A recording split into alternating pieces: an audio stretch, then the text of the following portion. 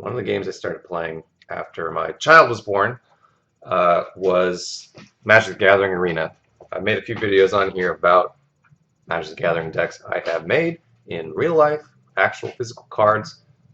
Magic the Gathering Arena seemed like a great way to play Magic um, with people while, being on family leave. I've continued to play it since because it is a great way to play Magic for free, and it kind of still shocks me to this day that they made a way to play Magic for free because playing Magic can be pretty expensive. It's a free to play game, but obviously you can buy stuff in order to get cards and all that.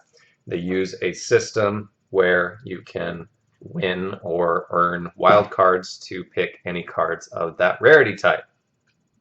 In the beginning, this makes it hard to win in a lot of ways. They give you decks, starter decks that are pretty good and well constructed and can allow you to win, or at least complete the missions to get more packs and wild cards and stuff like that to eventually build a deck. Since I'm playing so long, I have a big giant bank of wild cards that I never use enough of to not make the decks that are the best in the game. So at this point in time, I also face people that have done that too, where they've earned so many wild cards that they can pretty much spend those wild cards on the best deck in the game and just completely obliterate everyone like me. So I'm in a weird spot where I enjoy the game, but everyone is so invested at this point that they can spend those mythics and whatever and just make what everyone knows is the really good one. So maybe that's the end result of how they set up the game and how it would eventually work. And sometimes it can be a little bit frustrating. I remember earlier on, I had a couple good decks that were fun and not what everyone else was using, and I could get to the gold level, which is nowhere near the highest level of this game. And I felt like I was halfway decent, and at the end of every season, I could earn like a couple free packs and do all that. But at this point in time, it feels like the decks I like to play aren't the best and will always be in like bronze or maybe silver. I don't know if it's just me not playing as much as I did when I had good decks or me just not wanting to deal with it, but that part can be a little frustrating. Since I played Magic Arena, so I started playing Magic Arena, they've also had a few times where they've made cards so good that they had to like ban them. We just when I make this video, who knows when it'll air, but we just came off a couple bannings, so I haven't played a lot of the new standard or whatever, but it does frustrate me that we're in a time where it seems like creatures are like passe, like your creature has to do something the turn it enters the battlefield, or it's kind of just a wasted card, which is really weird. Like creatures in my eyes are how you win the game, but that's not the only way to play Magic at all.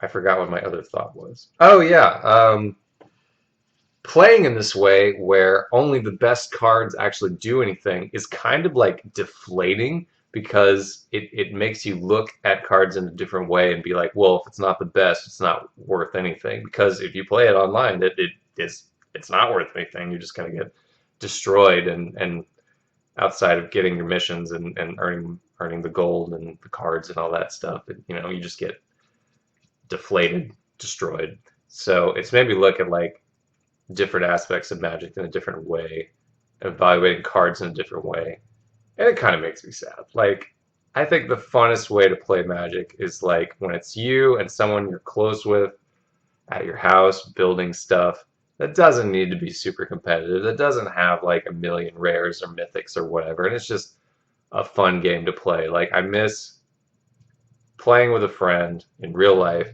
and getting to turn 12 or 15 or whatever, and then finally winning the game off of something ridiculous. Like in Arena, it's like, well, it's turn 3. You kind of know if you've won or lost already, and that's not true of every game, but there's a lot of decks where you see them all the time and you know they're coming and you can't really do anything about them because you didn't bother to make the super best deck or specifically program your deck to be able to handle that. So it feels like of all the cards in the game, like 90% of them just get ignored in Arena, which is sad. I mean, there's some modes that it's not like that, but you gotta pay to play those modes or put a lot of resources into being able to play those modes. And then if you suck at it, it's like, well, that was all that time and effort gone away. But still playing Arena, maybe being competitive isn't the most fun thing in the world.